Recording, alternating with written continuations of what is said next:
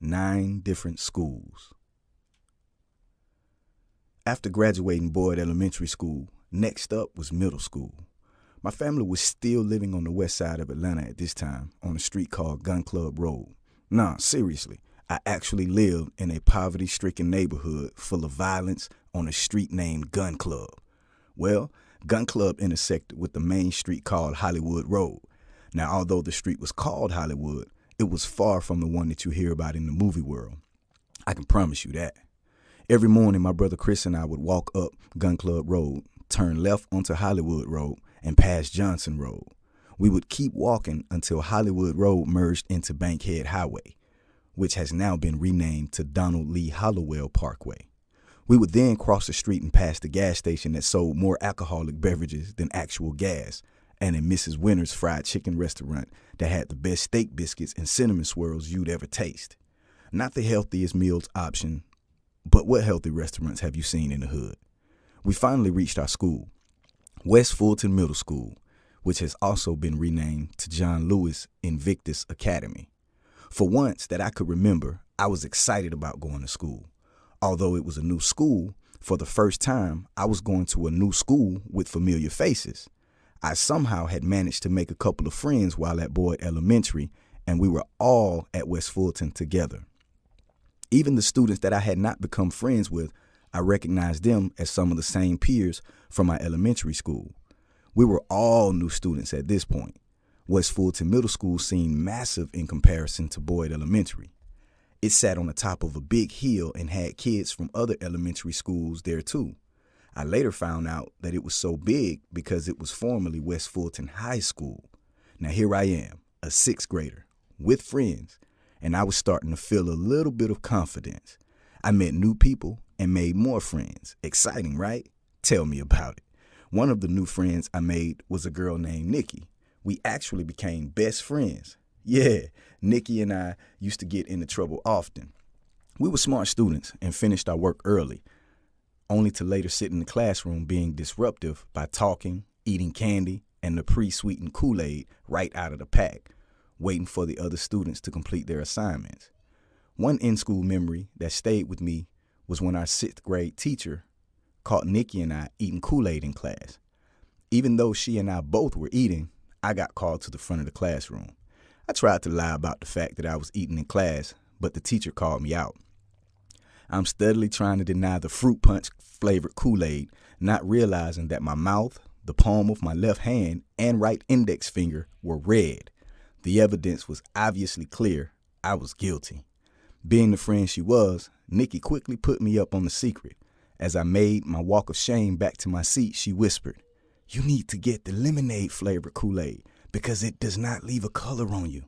Genius. Unfortunately, her advice was overheard by the teacher, and she got into trouble as well. I think we stopped talking in that lady's class for a few days, but we started right back and continued to eat lemonade Kool-Aid together for the rest of the school year. I don't remember exactly when or how we started, but my brother Chris and I started walking Nikki and her friend Nichelle home from school every day. That's until one day in 7th grade, I was caught by surprise. My brother and I got home from school, and there was a moving truck in the driveway. Not again. Chris and I had no idea that we were going to be moving. It all happened so suddenly. Here I am once more, heartbroken, scared, and confused. I had just gotten comfortable, some confidence, and now I was forced to become uncomfortable again. We moved from the west side of Atlanta back to the east side of Atlanta to a duplex in the Kirkwood community on a street called Dearborn. I was enrolled into Sammy E. Cohen Middle School, new students, new teachers, again. I never got the chance to say goodbye to the elementary and middle school's friends I had made. I never even got a chance to say goodbye to Nikki. Sammy E. Cohen Middle School was in the Edgewood community. Now, this middle school was not much different from West Fulton Middle School because there were a lot of kids from different neighborhoods going to the same school. The tough part about it was that just like on the west side, these kids were mean and tough too. You had kids from Edgewood, East Atlanta, Kirkwood, and Eastlake all representing their neighborhoods at the same school. There were food fights in the cafeteria and even neighborhood fights after school. I was the new kid again, so of course I didn't fit in with anyone. I stayed to myself until one day my 7th grade teacher, Mr. Ware, had the class to break up into groups for an assignment. The assignment was for us to do some research on a topic and then do a presentation about what we learned in front of the entire class. The thing that made this particular assignment special was that we were able to do the presentation in the form of a song. My group and I did the research together and decided that I would be the voice of the group on presentation day. I soon realized that my teammates were afraid to speak publicly. That was perfect. You see, nobody knew that I secretly had a gift for singing and rapping. What they also didn't know was that while back at Boyd Elementary, 2 of my classmates and I wrote and performed a rap song for our school's Black History program. So I even had a little onstage experience under my belt. This was my big shot. I remember this day like it was yesterday. My group decided to use the instrumental of a song performed by DJ Taz, Ms. Nika, and Raheem the Dream. DJ Taz was a popular and influential DJ and rapper at the time, and the instrumental came from one of his hit songs called That's Right. What a perfect title, and what perfect timing. I finally had an opportunity to do something I was actually good at. That's right. So here we go. It's presentation day, and I was ready. I was really ready. The beat dropped. Oh, that means the instrumental started playing. And I stepped out into the middle of the classroom with my group behind me cheering me on. I was in my zone. I opened my mouth and surprised everyone. It was amazing. In fact, it was so amazing that Mr. Ware went next door and told another teacher that she had to come see this. The teacher, Miss Williams, brought her entire class over to watch us perform the song again. I couldn't believe it. I was being asked to do an encore. I was beyond excited. As you already know, when that beat dropped, it was on. This time, I was really feeling it. In that moment, it felt like my confidence went through the roof. I had done it.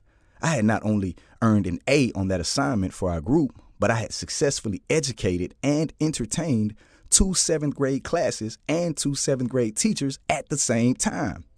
What I didn't understand on that day was that I was getting a glance at what my true potential looked like. I had no idea that this would actually serve as a defining moment in my life. In my eyes, I was nothing, a nobody, a complete loser. However, on that particular day, to those teachers and classroom peers, I was smart. I was gifted. I was talented. I was actually somebody special. It's funny how we can experience moments of greatness and still forget that we have greatness inside of us when life throws us curveballs. It's so easy to fall back into the negative ways of viewing ourselves. We believe the lies to be the truth, especially when the moments of uncertainty and failure seem so significantly outnumbering of the moments of clarity and success. My rise to the top didn't last long. I ended up falling face first right back down into my comfort zone. I fell back into what I considered normal, feeling unworthy. Since I thought of myself this way, it appeared that my peers did too. What I did not realize was that they were treating me the same way I was treating myself, poorly. When there were no more hand claps and smiles when I came to school, this confirmed what I felt on the inside. Everyone seemed to forget how gifted, how talented, and how special I was. Even me. I was right back where I started. My 15 minutes of fame was over. I was back to being rejected. I was back to being insecure. I was back to being timid and passive. Yes, I was even back to being picked on and bullied. I had gone from worth watching to worthless. This was a self-image that would follow me all the way through the 8th grade, even though I actually had a couple of friends that didn't laugh at me or pick on me. I was not secure in who I was. I finally graduated from Corn Middle School. Yep, I did it.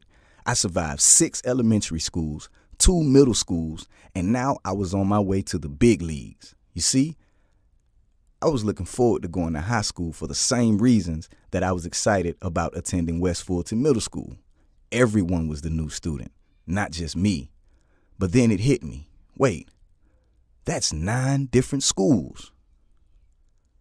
Sometimes we can overlook or underestimate defining moments in our lives. Writing this book forced me to think back and recall some of those times. Even while struggling and on my way to my 9th school, there was evidence that I had potential and value, but I just didn't see it. Think about where you are in your life right now. How many times have you been the new kid to a school, neighborhood, or team? What are some of the problems that you've experienced because of it?